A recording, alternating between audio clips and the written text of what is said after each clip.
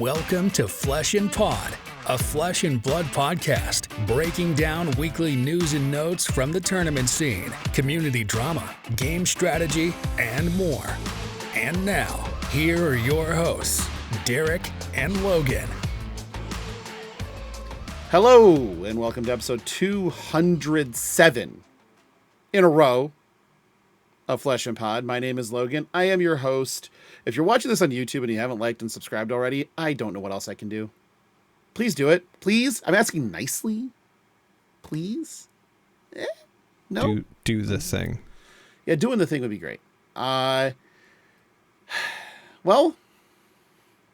with me as always is a man that we can only possibly think of as an AI hallucination because I haven't seen him in person since August. Darick Oswald. It's really been that long, hasn't it? Wow. It's been Gen Con. You dumb fuck. Yeah. And the number of people We need to fix that.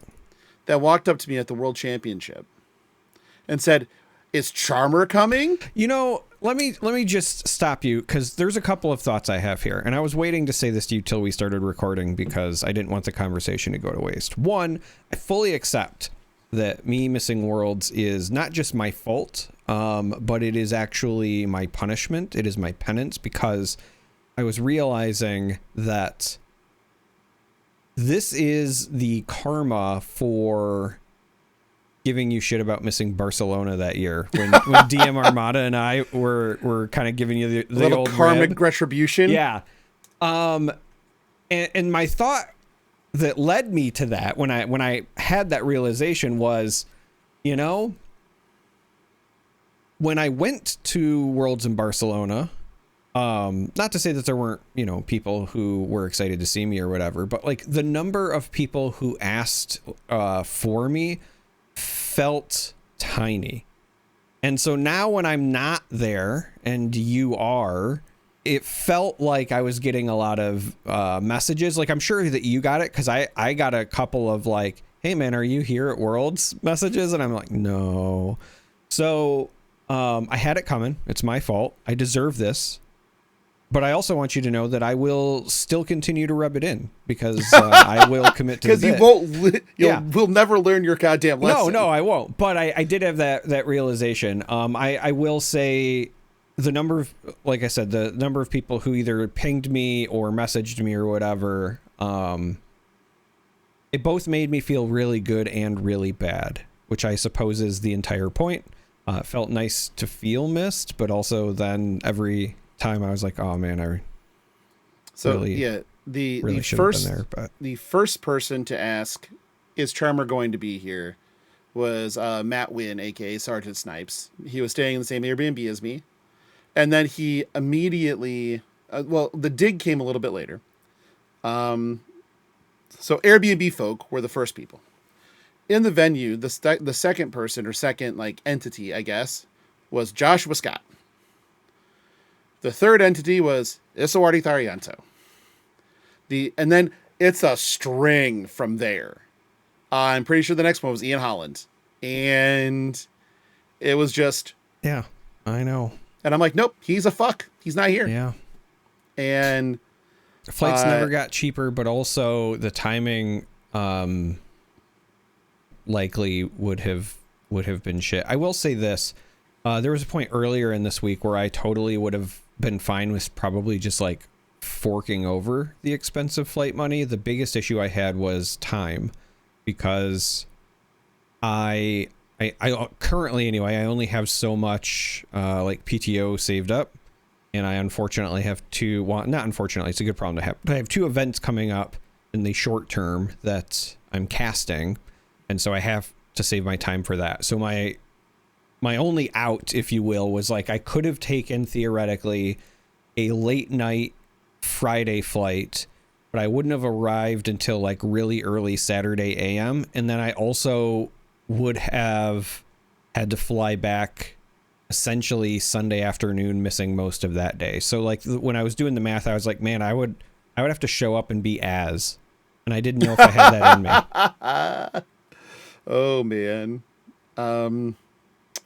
Yeah, so the regret here for me on your behalf is if there was a vibe that was tailor-made for you, it was this one. Because everybody wanted to do all the weird shit.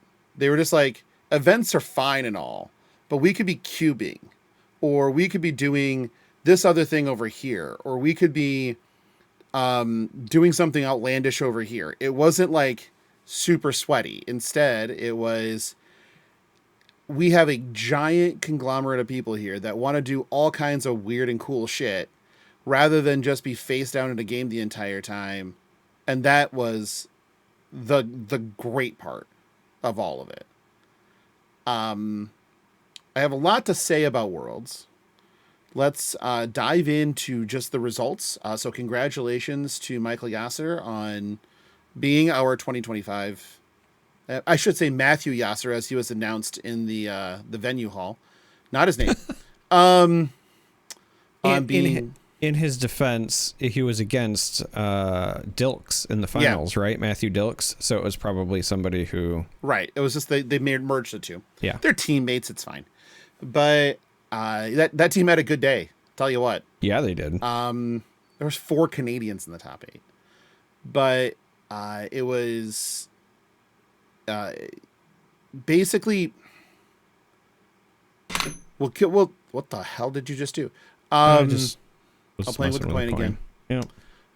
Let's just hit the results really quick. So like I said, Michael Yasser on Syndra and Dash.io. So Syndra was his CC decks. Dash.io, which was a giant Go Boom deck.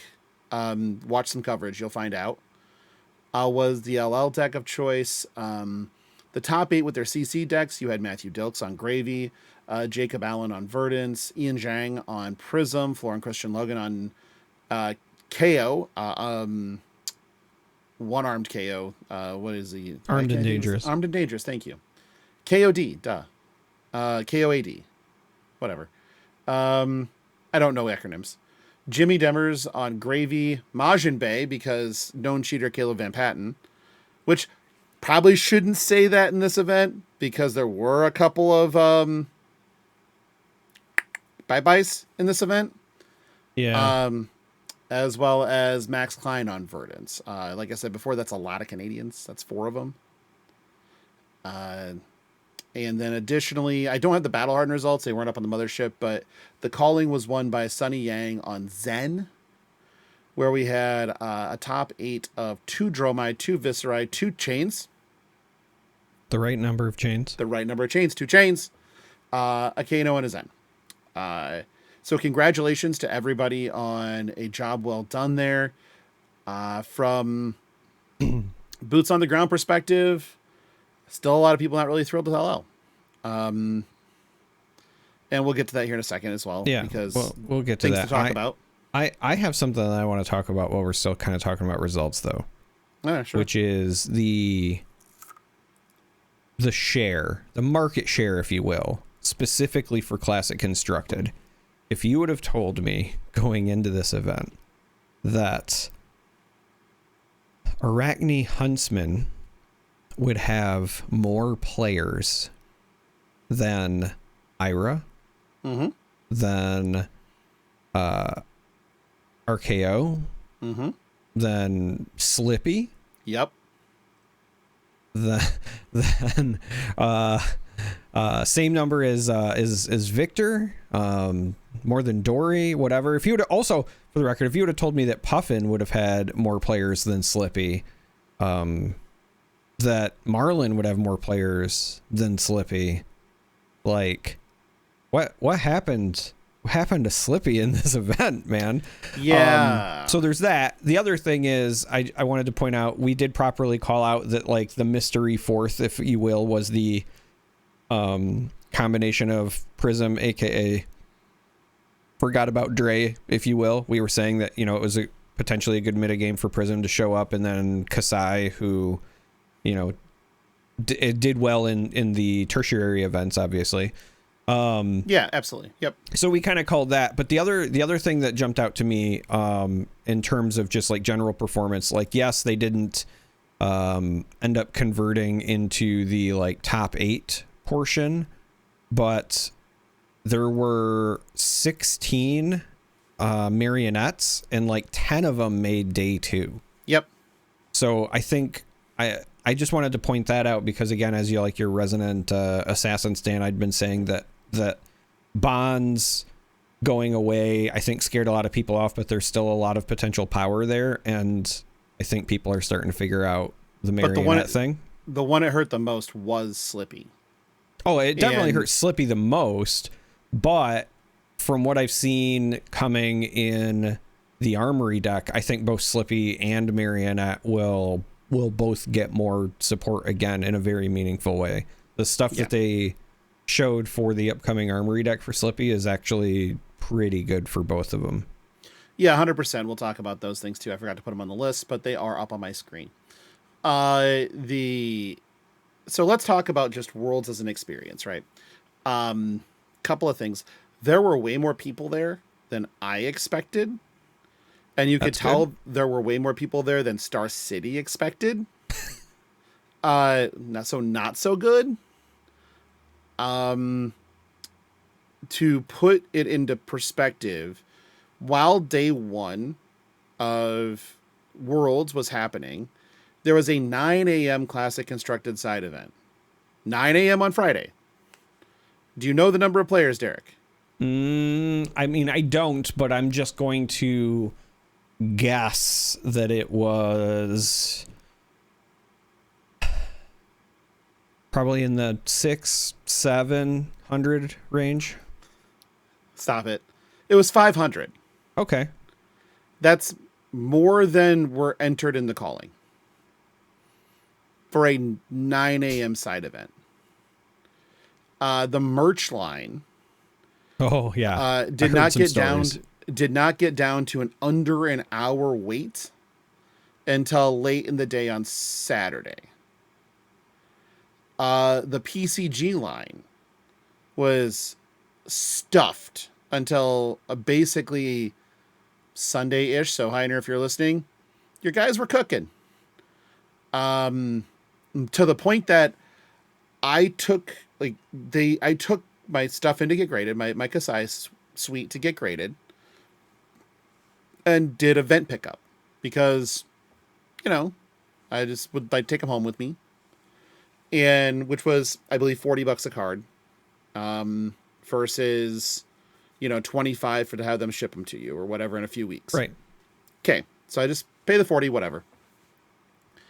I get an email on Saturday, I believe, that they ran out of inner sleeves for the player slabs.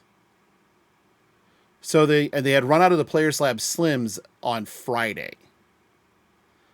So they could either put them in regular slabs, collector slabs, which I don't want because they don't fit in a deck box, or they could refund me completely, which I also didn't want because they'd already graded them.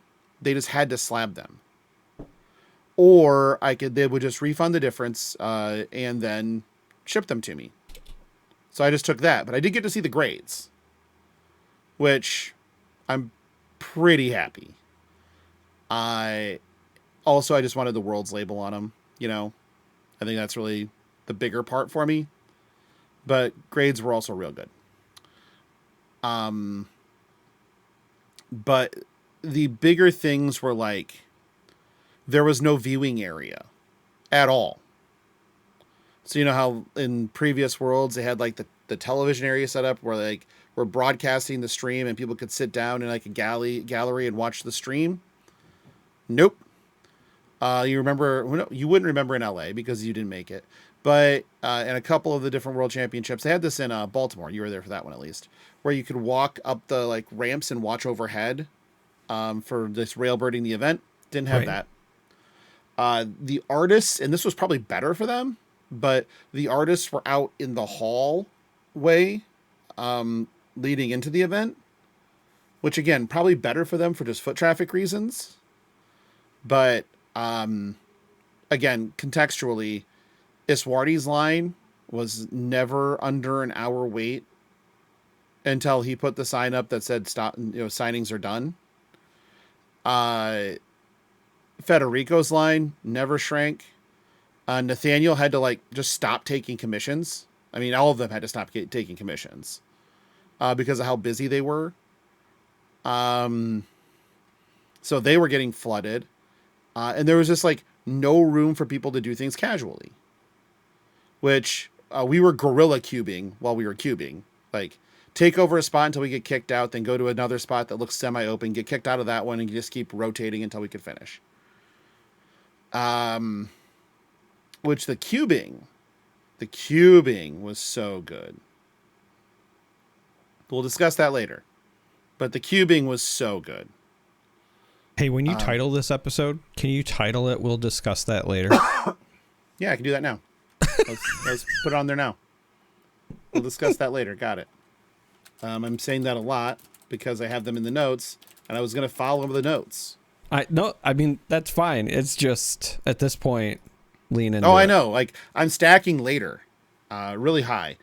Before we do get too far, I did want to talk about our 24-hour live stream. We did decide to push that back by popular vote.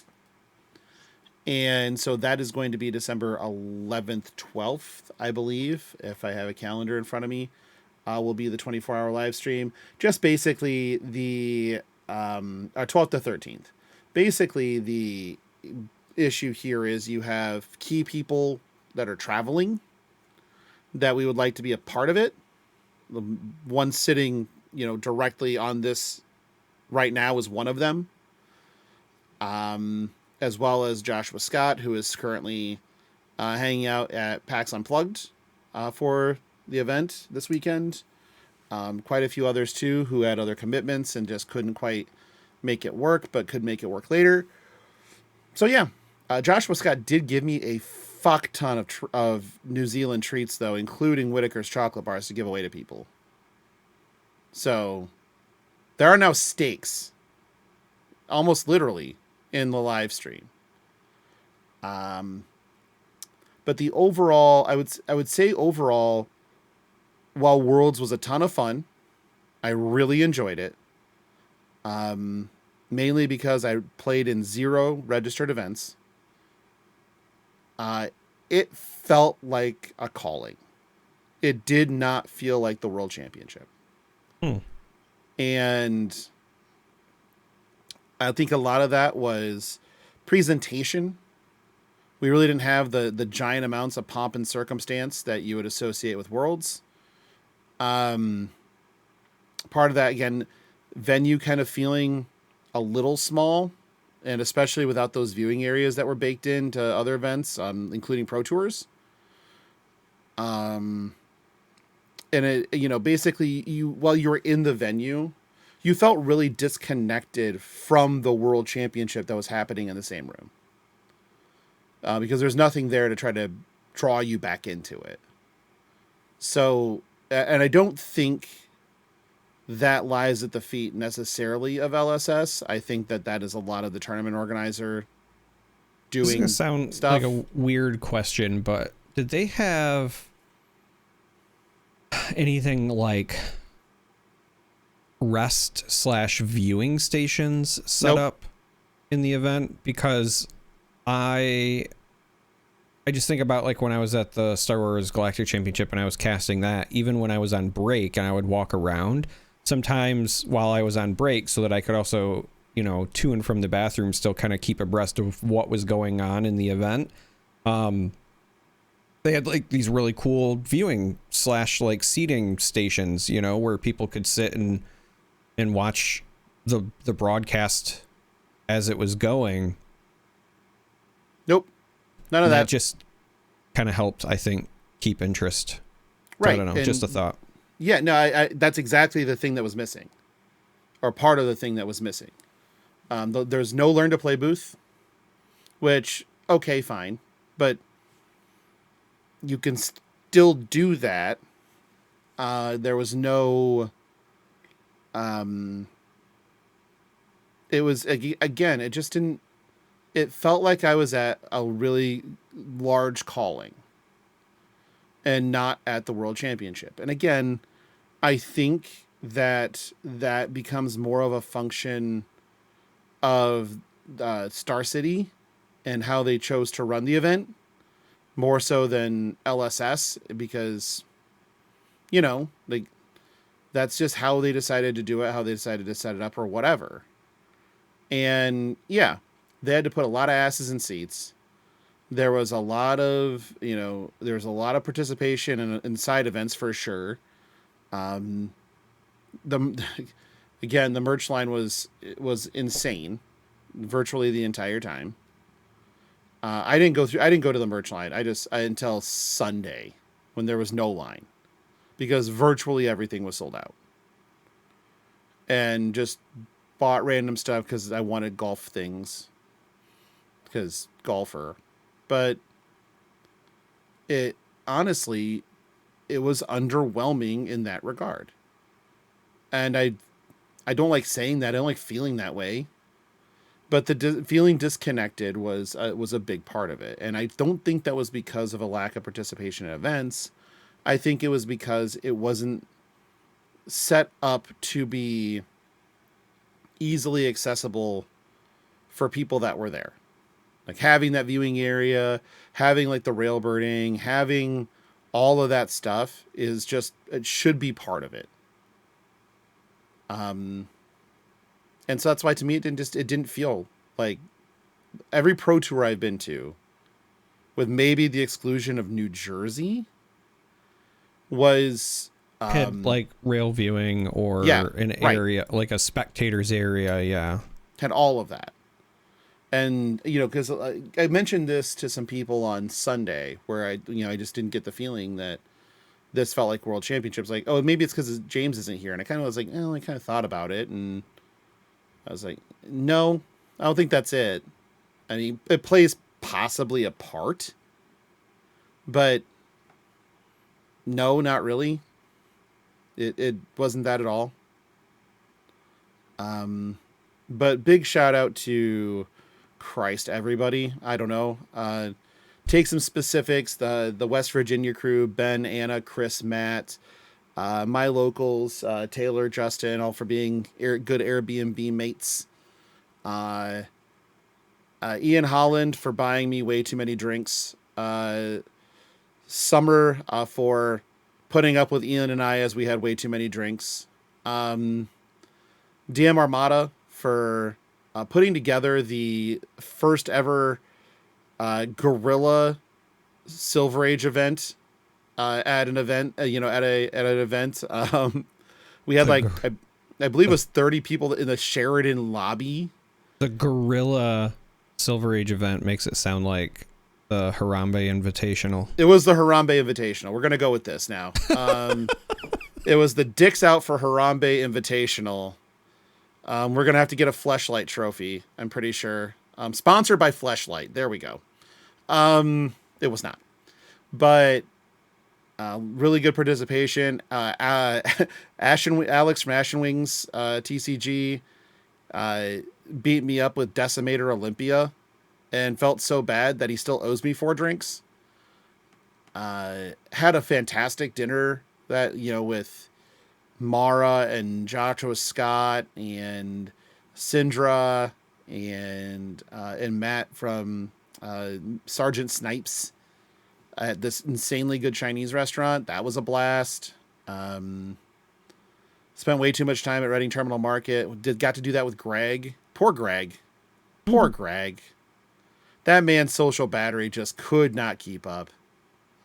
And had to retreat a lot. Which is wild from him because... not really. I think so. I have seen him be very social. Yes, but he also burns himself out on being social very fast. I think he burns himself on performing. Like the problem is, that's what I mean. He's on stage. Yeah. I got to see Tommy for the first time in over a year, which was wild.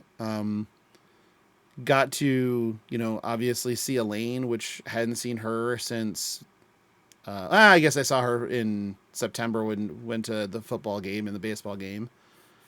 She's terrible luck at sports games, by the way.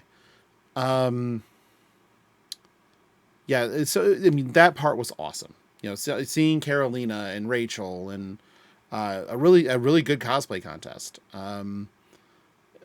All of that stuff, and that was all wonderful. Like I enjoyed every minute of it. So I don't want to come out as sounding too negative on the experience. It's more that it just didn't feel like the World Championship. Like that was about it. But I had a blast. You would have had a blast if your dumbass would have shown up. It was funny because Matt had his patron mat because we have our Patreon play mats, and I brought the ones to Worlds for the people I would see, so they could actually get them signed by a Swarty. And Matt got his signed by a Swarty. He's like, "Isn't it fucked up that the hardest signature to get on this mat's going to be Charmer?" Like, considering somebody you want on that mat literally lives in Indonesia, yeah, that's real fucked up. A little bit. Not too bad. It's real fucked up. I'll be at more events. I will be easy to track down. That's okay. We're not playing two lies and a truth. I'm going to be at an event this weekend. A Flesh and Blood event. Well, Flesh and Blood will be played there. I will be casting Riftbound, but Flesh and Blood has a Battle Hardened, I believe, there as well. In Los Angeles? It's SCG Con Las Vegas. They've got some Flesh and Blood event there because I know I think Vegas is. Yeah, I'm pretty sure Vegas is right. Because when I was asking what my responsibilities were for the various days, I was actually going to try to play in the Flesh and Blood event, depending on what I had available. But that's fair. Unfortunately, I am needed at the same time. Well, shucks. Let's see. They've got Flesh and Blood Armory event. Yeah, Battle Hardened. There you go. Battle Hardened Las Vegas. You can play in that. Or no, you can't because you'll be working for a different game entirely. Yeah. Let's hop into because my point is I'll be there. You'll be there. That doesn't count. If you see me, you could have me sign your mat. You won't be there. But maybe you'll go to Columbus. Ew, why? Because there's a calling there in January? Yeah, but it's Columbus. I know. I'm not excited either. Don't. No, again, unless I have unless I have a job to do that weekend, I would imagine I would be there.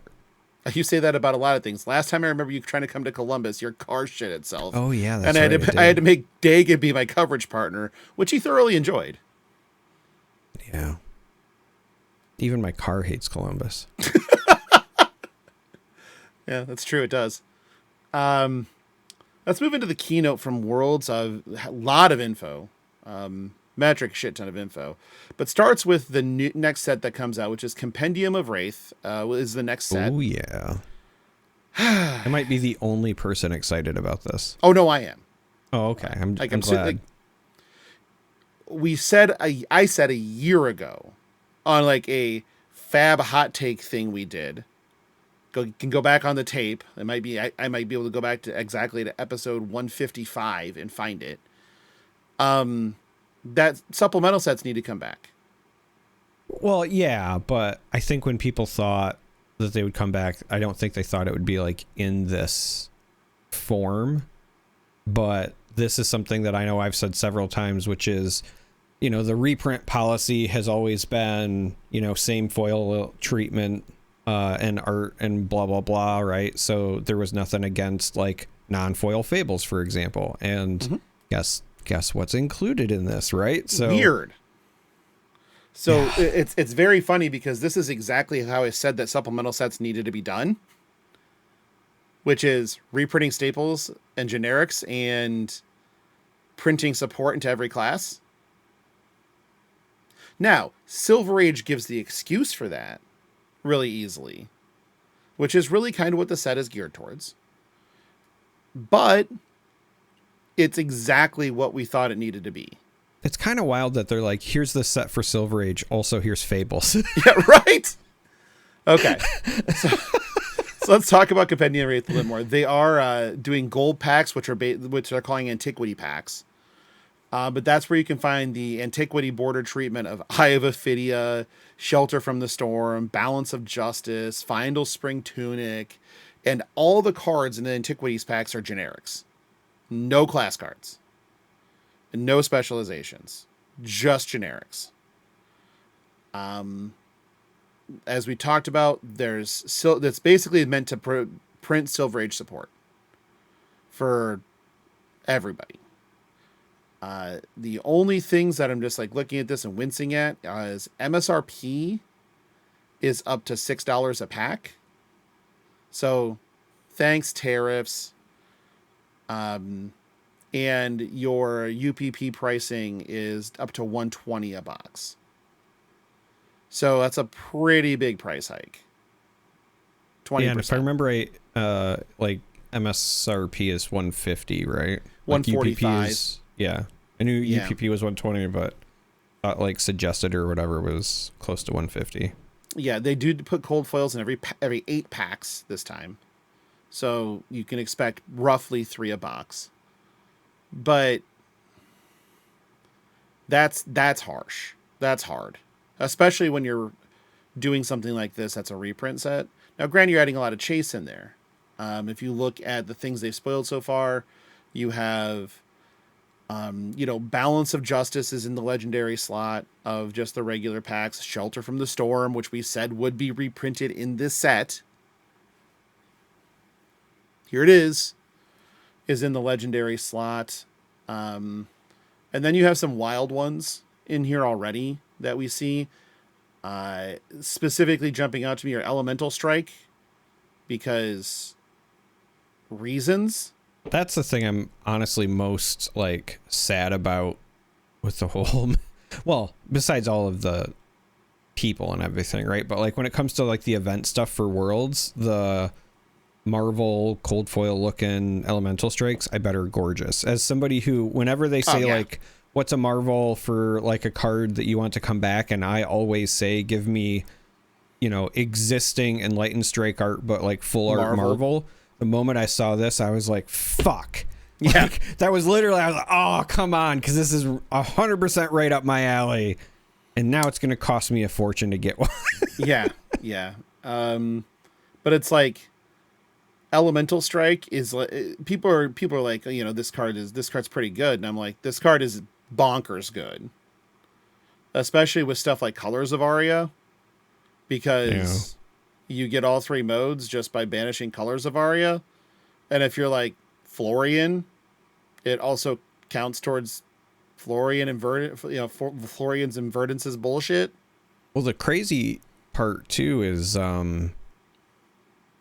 with Starvo, you kind of like double up some of the bonuses. Like obviously you don't need to get Go Again twice, but the attack power bonus makes it super efficient. Thank God that Revealed isn't a zone.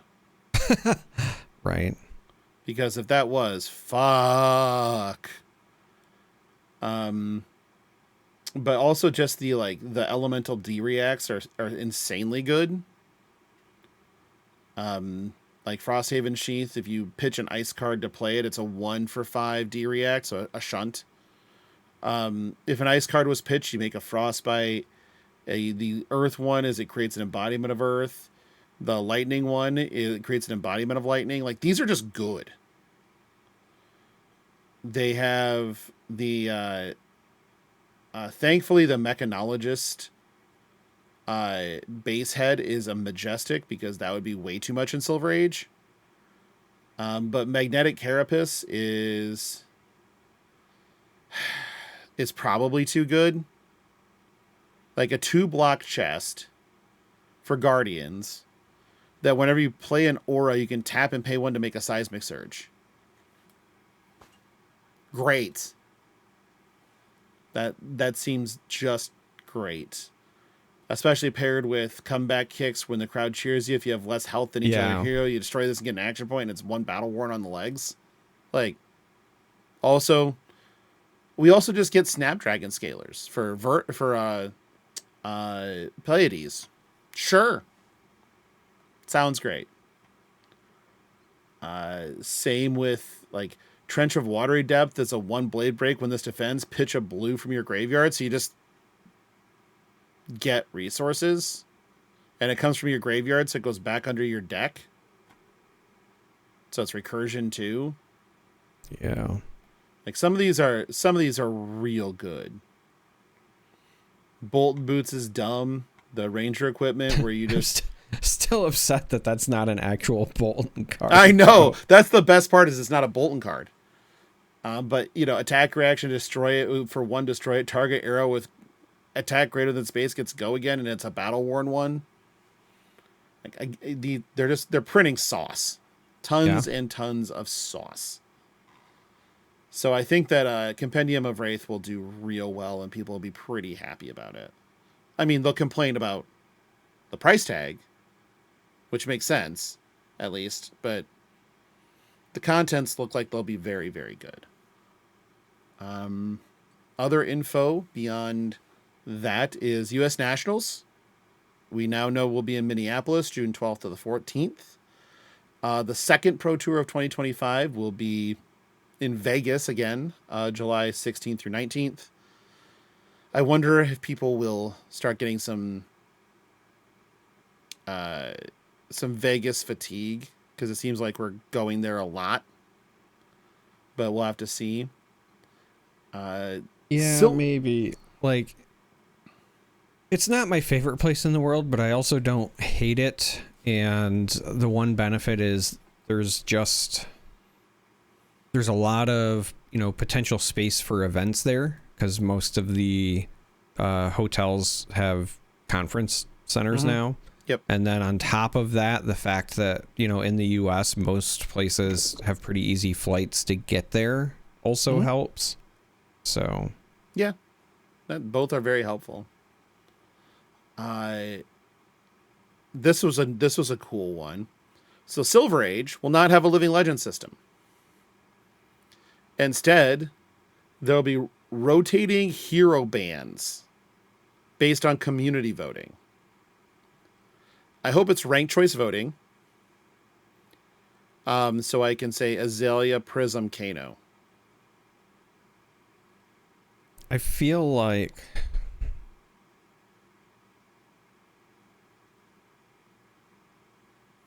look, this is one of those scenarios where, like, I hope I'm wrong, right? This is definitely one of those things where I don't want to be right, but I feel like making it be community voting without some additional protocols in place has a lot of potential for manipulation. And I don't even mean necessarily in a completely malicious way, but somebody like I went to high school and a bunch of people got together and voted certain people like prom king and queen to be dicks about it. Or I think about, it's tongue in cheek, but how Stephen Colbert, when he had the Colbert Report and whatever, or John Oliver as well, they'll get their, anytime there was like an internet campaign for anything, they would like get their audience to vote for it. Yeah. So I hope that the community voting thing is something that is, if I'm being honest, I hope it's kind of done through GEM. It probably will be. And like maybe it's done, quarterly or biannually or whatever, but you go in and, you make your selections. It would be kind of cool if it was also ranked choice as well, like you were saying, or maybe like, you pick 5 in the order of like worst to least or whatever, but you still get to select multiples, yada, yada. I would like to see just some sort of assurances that it can't be, brigaded. Right. So I kind of got the feeling when I first read this, and again, this isn't necessarily anything other than a first impression, and we know how fucked those can be. But when I read that they're going to do community choice voting, I'm like, oh, they're in the whole, oh, you sons to bitches think you can do it better? Fine. Here. Have fun fucking up your format. So I will say this. Here's another thing that I really hope. I hope that if they're going to be doing these rotating things, that you can only vote for people that are currently playable. Because I don't want a situation where, you know, people who love Icelander never get to play Icelander because it's picked every time. Sure. You know, so there needs to be some sort of like on some off guardrails. Yeah, some sort of just like on off where, you know, if you're part of the current rotation out, then you can't be voted on to stay rotated out, sort of thing. Fair. They also added a bunch of callings. So you have callings in Akihabara, Columbus, San Diego, Montreal, Toulouse, Brisbane, Memphis, Shanghai, Shinjuku, Rotterdam, and Jakarta. And I'm going to try everything in my power to go to Jakarta. I figured you would. Because it's been years since you were there, right? I've never been to Jakarta. Jakarta's Indonesia. Oh, so yeah. That's a Swartyland. That's a Swartyland. Sorry. And he wouldn't be like having a booth. He'd be playing, which would make it way more fun. So that's why, I mean, right now the plane ticket, if I remember right, it was like 1,200 round trip. But it's quite a ways out. So we're probably we're not at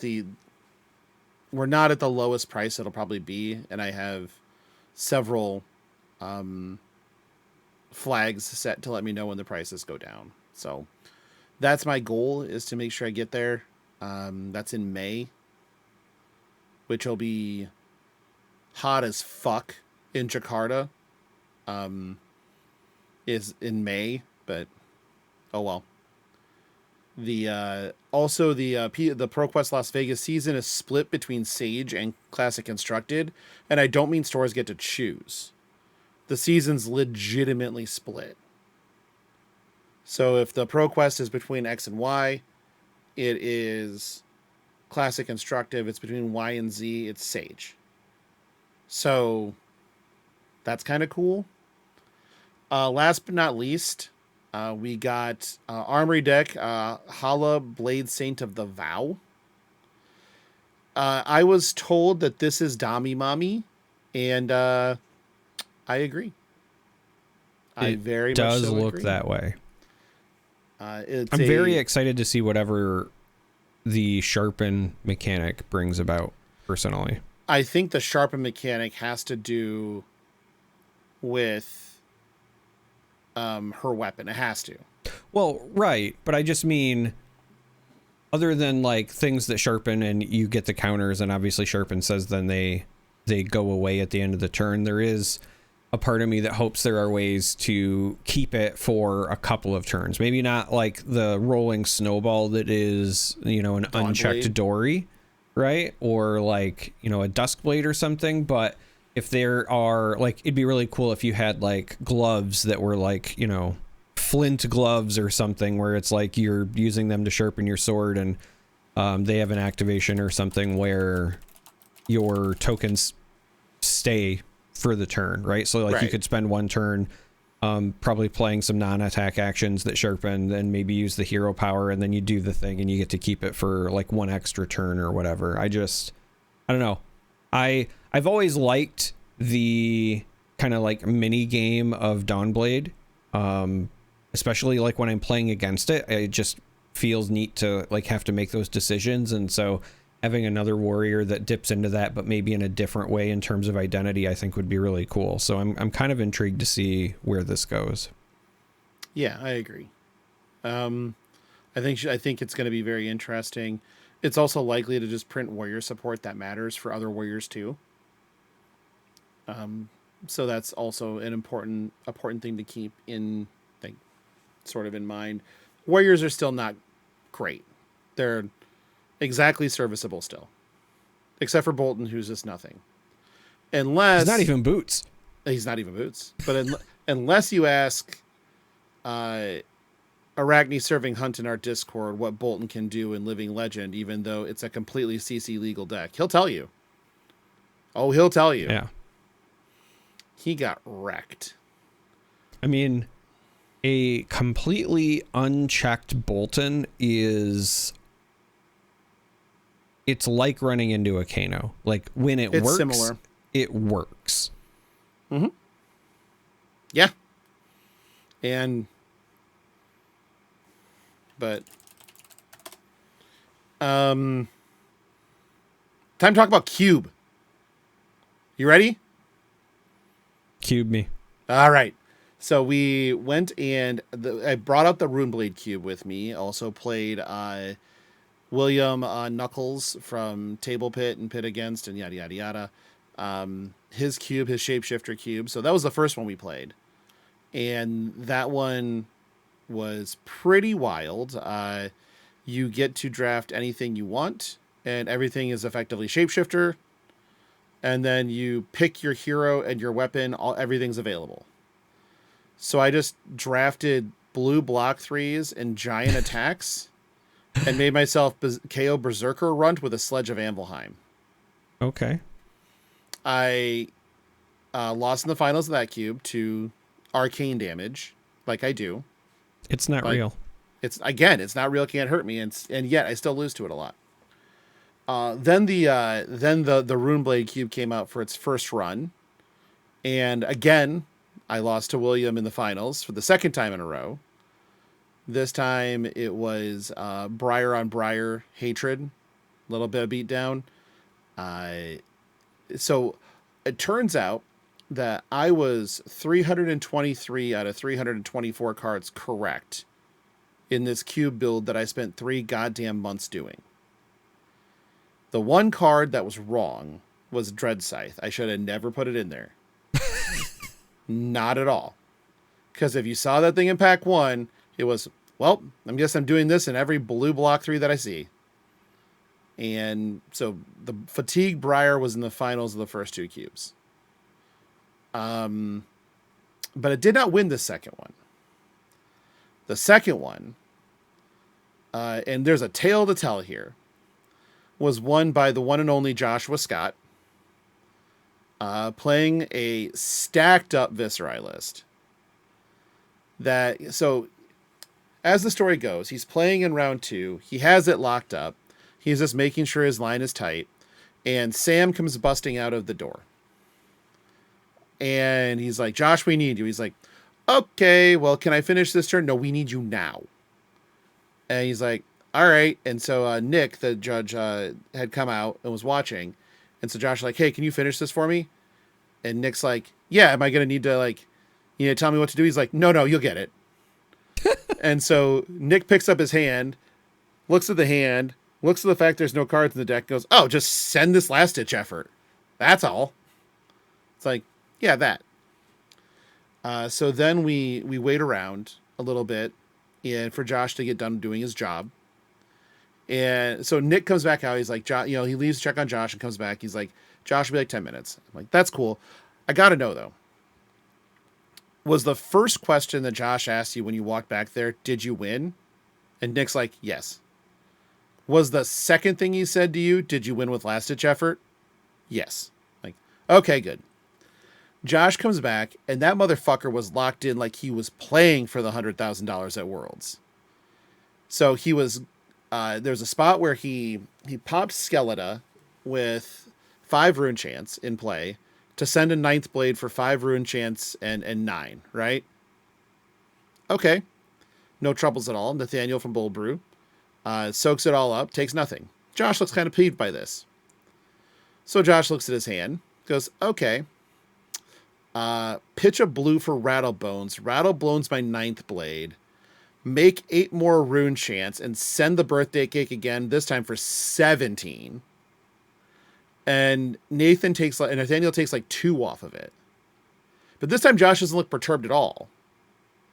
And he just goes, how many cards in deck? And Nathaniel's playing Fatigue. And Nathaniel goes, 7. And Josh goes, 12. And that's when Nathaniel knew he was dead. Like that exact moment, he knew he was dead. But then Josh looped into the last ditch effort to kill him. So, like you do. Like you do. Absolutely beautiful. Third cube was won by Dex, famous Rhinar enthusiast. It was a Viserai Florian matchup, and I was the Florian. And I didn't decompose until turn 5. You don't win those. Like, you just don't. But overall, everybody... What's that? I was about to say, that reminds me of the last Living Legend event that I played in when I got matched into Brody in round 1, and he was on Chain and I was on Starvo. And I did not fuse the entire game with Starvo. You suck. Yeah. Like, that's really funny. There was a scenario, like, it was so funny because for the first, the only reason that I even like made it a competitive game was literally like for the first 3 turns, my hand was like either 3 or 4 ice cards, but because there's only so many in the deck, that also meant I was drawing Chain of Lake Frigids that I could keep going. So I was just like stalling them out. But then there was like this crazy spot where I had seen so many ice cards in the first like 3 turns that I was doing the math and I was like, I'll almost never fuse again unless I find a way to shuffle. So I took like a super suboptimal use of my Awakening just to force the shuffle and immediately drew 4 ice cards. And I just started laughing. That's actually, yeah, I would too. There's 2 real ones in the cube to like really fuck things up. I put a go bananas in. Yeah, with the specific rule of in the cube, I made it into just being booster tutor. So you just crack a booster, and you can take any non-equipment card from that booster and put it in your hand. That's it. Yeah, and I think that's a fair way to do that for that. Yeah. And so that you don't have to actually go bananas. But I like booster and Josh tutor. Josh got played it, found a Talisman of Warfare out of an Everfest pack, and it blanked Nathaniel's arsenal for the entire game. Because of course it did. Ace of Spades right there, babe. And then the other one is Scarf for a Scarf. So in the cube with Dex sees it in his opener, and he looks at me and he goes, so for a Scarf. In the cube, if you steal somebody's helmet, do you just get to keep it? I'm like, yes, you just get to keep it. Sick. And so he first picks in the equipment draft Helm of the Arknight, knowing full well he's just going to block with the thing with temper and then swap helmets. So he got a free block and then a face purgatory for his trouble. But it also fucked him for like 3 turns in our game because I had Crown of Seeds and an Arsenal card. So if he attacks me with Scarf for a Scarf, with the trigger for Scarf, I'm going to Crown. And then he's going to get Crown, but I get his face purgatory. Right. And now I can do some shit. So he just couldn't do it. That was really funny. And most people are like, Jesus, you're just wild for doing this shit. I'm like, it's just fun. Yeah, it's meant to be fun.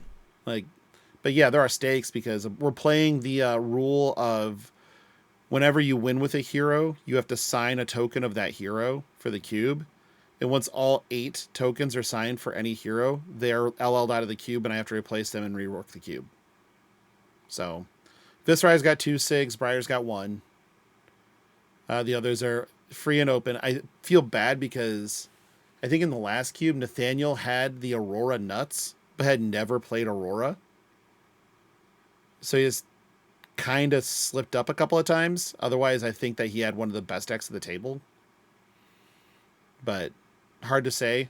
Dagon decided that we were going to start keeping tally marks on the last-ditch effort for how many times it killed people. Of course Dagon did. Right. Of course he did. We put Josh's 2 scalps on the card, and then Dagon added another scalp to the card. Because reasons. So yeah, Cube is great. And I will bring Cube to most events at this point in time. Even if I'm like playing in an event, I'll still bring Cube with me just in case, like, I don't day 2 and I don't want to do anything else. Just play Cube all day. And people are just like, I was getting pinged constantly all weekend. Cube? Where are you cubing? Are we cubing? Cube? And I'm just like, this is exactly what I wanted. Like, it did exactly the thing that I wanted to do, and which was give people, because we talked about it here all the time, give people an alternative way to play Flesh and Blood that is casual, but still feels like you're playing Flesh and Blood. Right. And this is exactly that. But Josh, like, I built the cube for Josh Scott, but many people enjoyed it. That's so good. I'm happy about that. In other news, Brody won Player of the Year. Cool. Pretty sure we knew that was a foregone conclusion. Jacob Clements won it for Europe specific. And was it Shoma that won it for Asia? I should be better at this and actually know what I'm talking about. But it's in here somewhere. Or not. I mean, you would think it'd be on the front page of their of the website. I guess leaderboards. Maybe it's here. I know they posted it on Twitter. Asia Pacific. Because that's where I saw. Pudding Tam is the one that's listed here for Asia Pacific. Yeah, all right, so we got Brody Spurlock Player of the Year. Player of the Year for Americas. First was Brody. Second Michael Feng, third Michael Hamilton. Player of the Year Europe, Jacob Clements first, Tommaso Vecito second, Arthur Trahet third. Asia Pacific, Justin Ku, CU first, Pudding Tam second, and Shirui Wu. But it looks like, so Justin Ku must have done something to pass Pudding, because on the list here it has Pudding first, but sure. Yeah. I do wonder, it felt like nobody was really following it that close outside of the people like that were gunning for it, because I don't know, maybe it's I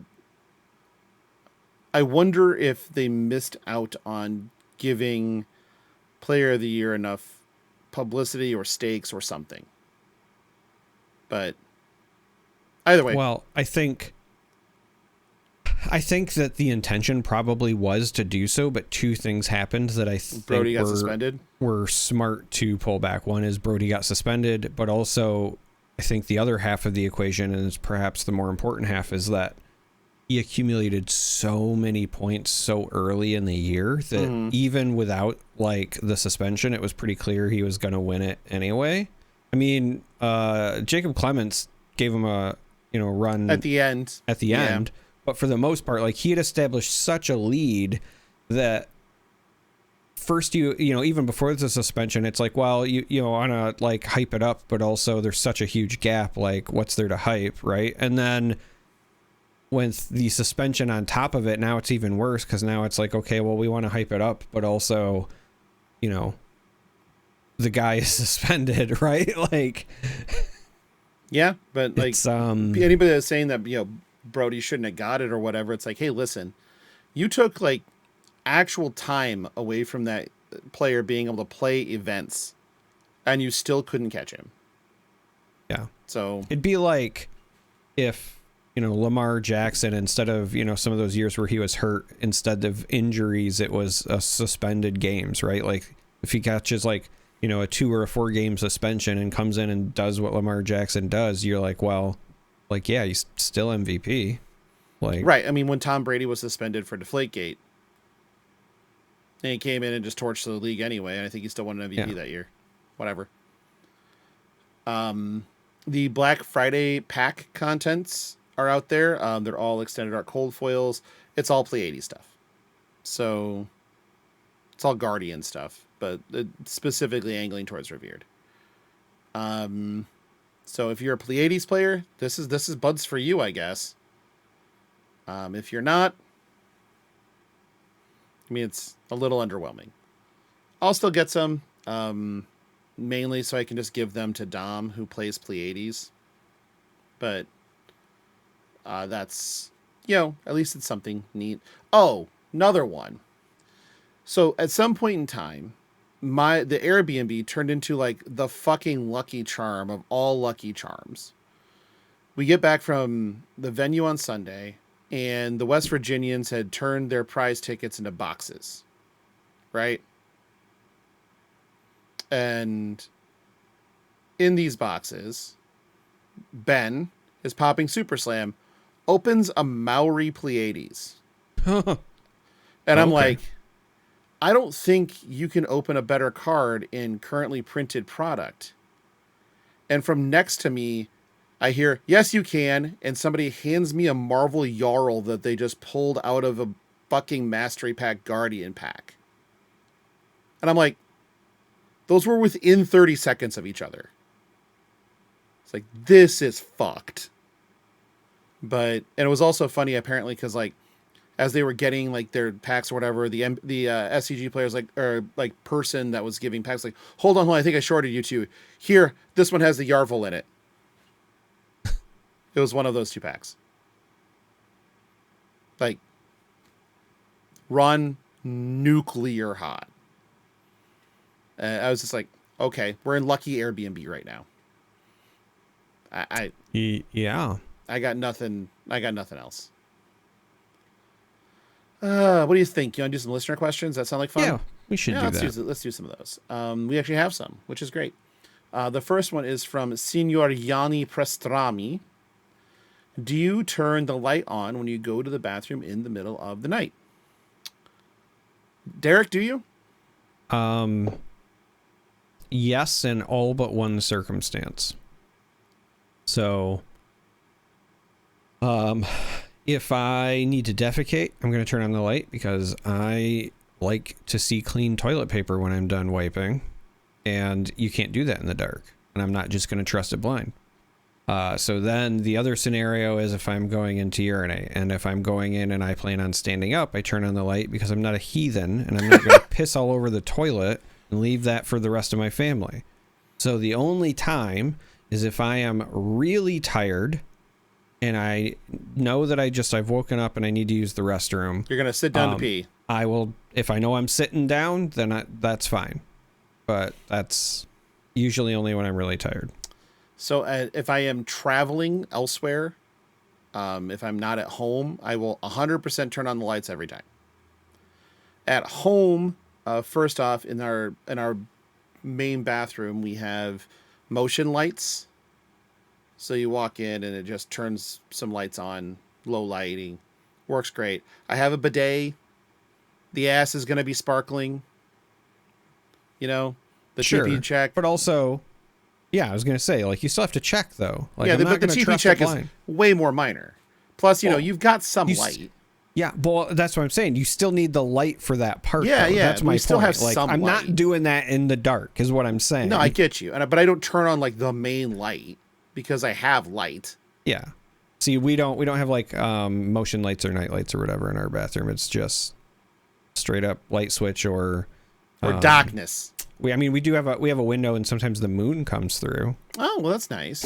It's idyllic nice. Idyllic shitting, I guess was what we call that. Yeah, it reminds me of my journeys up to Escanaba. Wow, Upper Peninsula time. Mm-hmm. Good old Esky. Yeah, it's a tourist trap up there. So yeah, but it's also a good Escanaba in the moonlight reference there. It was. Next one's from Captive Goat. Welcome back. Welcome back. Welcome back. Is Hala a simple all a simple warrior has ever wanted or needed? In regards of pure simping, yes. Yes, it is. In regards of play, jury is out. So yeah, this is Dami Mommy. This is, I don't know why, because like aesthetically it does not match. But when I saw the reveal, my instinct was, oh, this is Fab's Rhea. This is the Eradicator. Yeah. I guess we haven't talked wrestling yet, so I guess it's time. Yeah, I mean, it's time. But, like, literally, that was my thought. I was like, I understand that, like, normally they think of, like, the goth or whatever, and you maybe it's Viscera, but I don't know why I saw it, and I was like, no, this is the Rhea that I see, right? Just imposing. Yeah, just I will aura break farming. you. And that's what Hala is, just aura farming. She is all aura.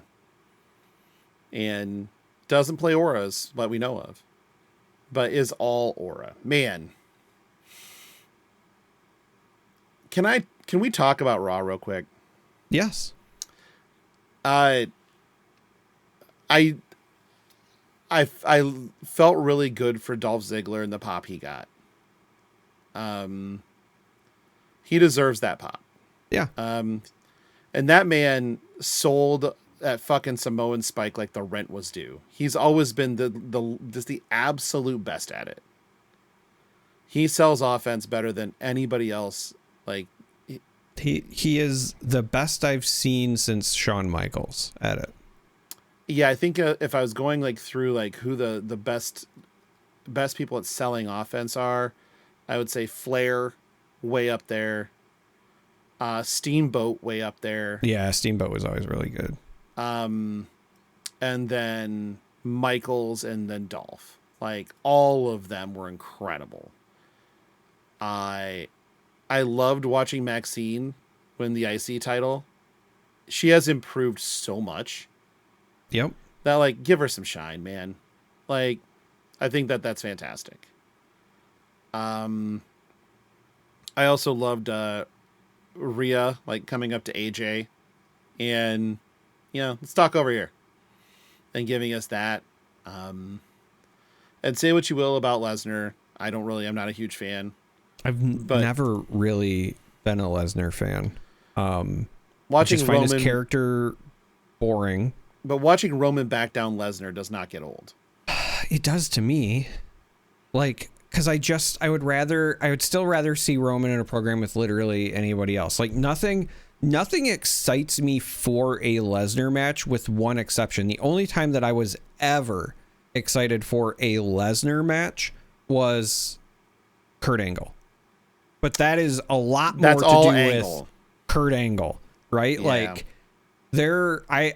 minus the Shooting Star Press botch, like their WrestleMania match is fantastic, right? Yeah. But that's also because when Kurt Angle would wrestle against Lesnar, it was the only time where I think in Lesnar's career, really, it was somebody that could keep up with him both physically and believably and not have it also just be a power fest. So what I mean by that is like when you have your Lesnar and Goldberg matches or whatever, it's usually one person squashes the other or whatever. Like a lot of the Lesnar matches, like, yes, he's great at, suplexes and he's got some, level of technical ability, he's an right? insane technical wrestler. They just don't let him do it because they need the that's monster. Just it. They don't let him do it because they book him as the monster. And I understand that, like, that's supposed to be his spot. But when he was early in his career and he would be technical with Kurt Angle, it was literally the only time I was like, yeah, I could watch that. Like, I could get behind that. But then the moment that he became, the beast incarnate and whatever, I'm just like, I just don't care. It's just boring to me.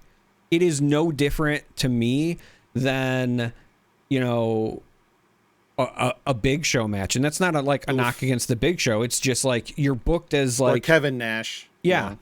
Yeah. Kevin Nash, same thing. Like, it's fine. I understand the character, but I don't enjoy those matches. It was nice to see that, like, they didn't... Gunther didn't squash Javon Evans.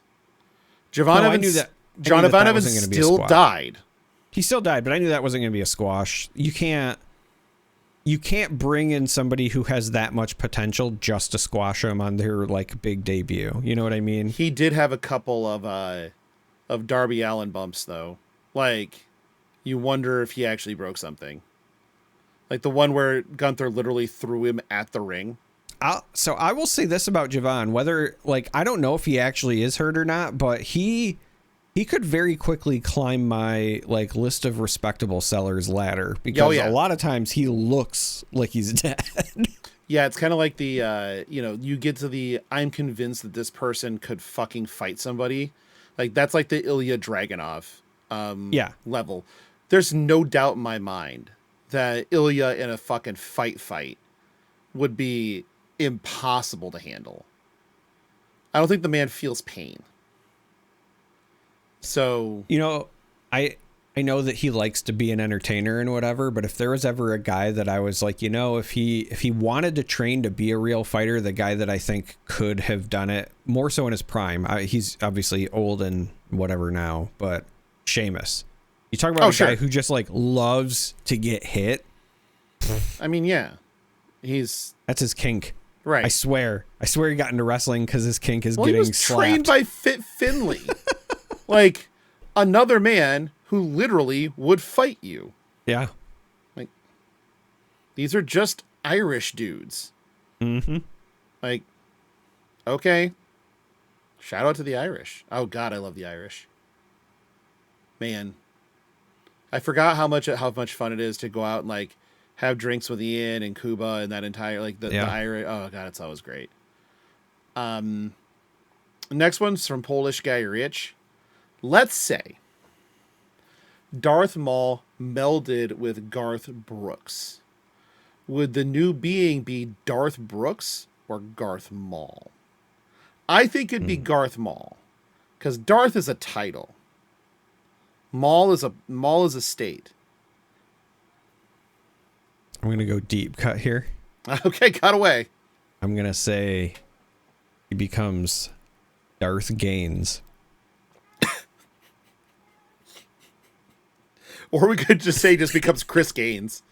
Like those two things meld, it just makes Chris Gaines.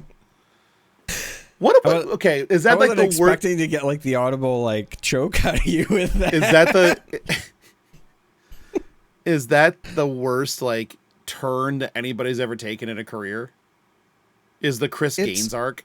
Yeah, I mean it's up there. I don't know if it's maybe the worst, but it's definitely different.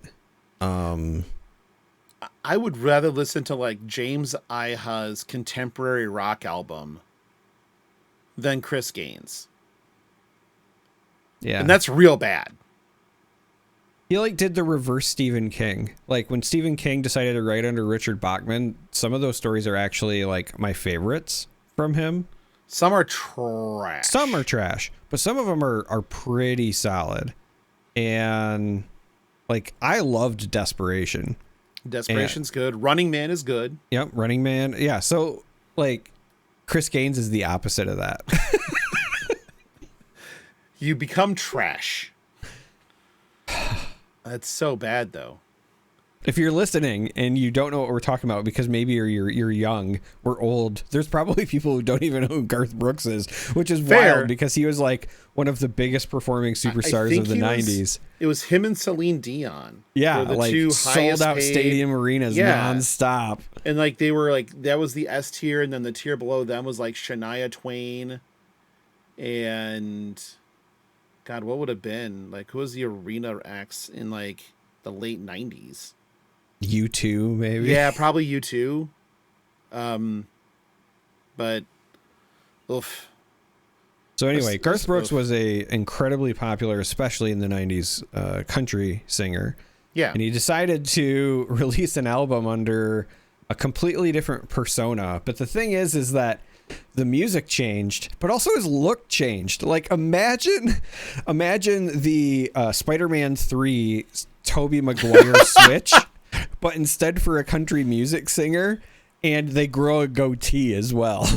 The best part is there's a Saturday Night Live that I think they've scrubbed from everything that was hosted by Garth Brooks with musical guest Chris Gaines. And it's one of the worst things that's ever been put on television. It is remarkably awful. Like Star Wars holiday special levels of just awful. So yeah, that's what I'm going with. Whatever the Darth Maul Garth Brooks melding is, it's something Gaines. Right. It's Darth Gaines or Gaines Maul doesn't make. I think it has to be Darth Gaines or just Chris Gaines because He looked like he saw the crow one too many times and wanted to join Brandon Lee in death. Like, that really was it. So I think that the joke works better if instead of it being Darth Maul, it's Darth Sidious. So if it's Darth Sidious and Garth Brooks, is it Garth Sidious? It's Chris Sidious. But then, it becomes Chancellor Gaines. There we go. Because you go to the other persona. Yeah, let's shift it. Sheev Gaines. Sheev Gaines. Best name ever. Sheev Gaines. Sheev Jobs. Anyway, next one's from Goofla Brain. Black Friday pack. Great cards, insanely limited supply, infinite bullshit, ? Cards are good. They're just not, they're target audienced. And I'm not entirely sure that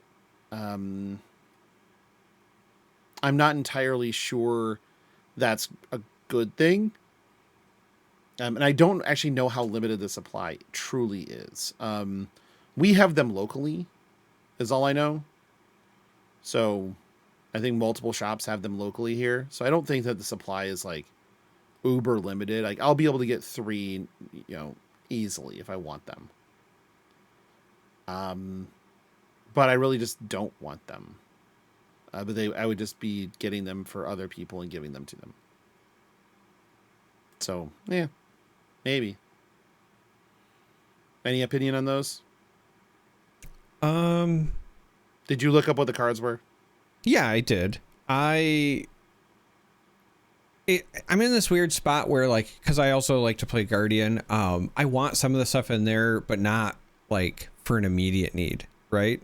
Mm-hmm. It's one of those, like, if I decide that I want to play that, it'd be kind of cool to have it. But also, I like supporting the game when I can or whatever. So I've already planned to make an effort to go and try to pick up at least one just for the sake of doing it, if that makes sense. I'm holding off on buying my Reinar Armory deck until then. Yeah. And I might like go to another LGS and buy a Mastery Pack box or something, because I just don't have a lot of those cards. But we'll see. Last one, we're back to Johnny Pastrami talking about utter fucking nonsense. Is it rude to bring an unpopped bag of popcorn with you to a friend's house with the expectation of using their microwave and eating it there? Yes. The answer is just yes. Wait. So bringing popcorn and then you just want to cook it at their house? I don't have a problem with that. Like, if somebody showed up at my house and they're like, "Hey man, you mind if I pop this?" I'd say no. Like, you're my guest. But what? I can use what my if, microwave. Yeah, but what if it's like not intended for sharing? Okay, I don't like popcorn. Fine. But you're also, do you have knowledge that no one in there has a corn allergy? You might kill somebody. Yeah, you might. But you could also do that with several things. Like, what if they have a mold allergy and you forgot to wash your balls? Like, I don't. Why are they near your balls? What I'm saying is people bring stuff all the time. It'd be like somebody could bring in a Snickers bar and not think about it, and then they just start munching, and then peanut allergy. Sorry, little Jimmy died. That's escalated quickly. That got dark. That's all I got. I think it's time to get out of here. What do you say? I say yeah. All right. Well, let's thank some patrons first. We have our associate producer, the permanent associate producer, Andy, Sindra, Anthony, Ejor, Jacob, Aladoris, Octothorptopus, Sofsky, Heiner, and Sleep Coma. Our executive producers on up, we have Blaze Storm, valued member of the Patreon, Diana the Green Cosplayer, John, Charlie, and then we have our Possum supporters on up. If you're a part of this tier, I owe you a playmat. If I have given that to you already, I don't owe you another one. But they are Delusian Data Analyst. I owe you a playmat. Vintox the Fanatical Fanfaron. I'm going to keep saying it. Matt, we're under Chamber of Charcoal right now, babe. Brandon, also Chamber of Charcoal. You can come on anytime you want to. Zaris, Vinny, thank you very much. El Dorte, you did it, buddy. You did it. The Hammer. The Hammer's eligible to come on here and has to handle bring us. some of that delicious food that they were teasing us with, man. though. Fuck. That looked good. Really did, didn't it? It really did. Like, I love me all of that. You don't want the bacon, that's fine. Right. But man. And then our ceiling fan, the tippy top, the man that makes the world go round and helps Charmer do his neck stretches, Rich Kopinski. Thank you, buddy, from the bottom of our hearts. Obviously, you're invited back on whenever you want to. If you're interested in becoming a member of the Patreon, you go to patreon.com/fleshandpod. Link is in the show notes. There are a bunch of tiers. If you are in the $25 tier or higher, and you're there for 3 months, you get a playmat. The playmat is gas. It looks like this if you're on YouTube. It's gorgeous. They were out in force at Worlds, but and also some other goodies that I just tend to send out to people. You also get access to After Dark if you are any paid tier, which we'll have a pretty good conversation on one here soon. That is, I'm going to be very happy will not be recorded. If you need to reach out to us at all for anything, you can email us at fleshandpod@gmail.com. No, that email address is not a bit. It is real. You can also find us on BlueSky. Just search Flesh and Pod. You can also do the one thing that you should do that you should always just do, which is join our Discord. It's free. There's stuff in there. People do things. They talk a lot. Yeah, they do. A lot of shit. I haven't checked in on the Chuckles channel in a while. How bad's this? I Not never that should have done bad. this. Okay. Dorte got me. All right. Son, I was awarded the Leslie Nielsen badge at school. What's that? A big building with lots of kids. Perfect. That one is perfect. Then obviously the ISS piss tank on tracker that Charlie posted.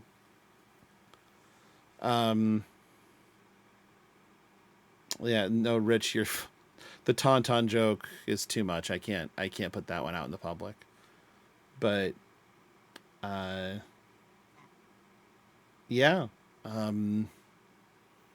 Charmer, where can they find you?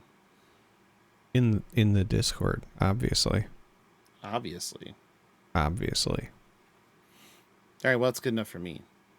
And at Star City Games Con Las Vegas this weekend. So that one too. If you're there for the Battle Hardened and you see me, say hello.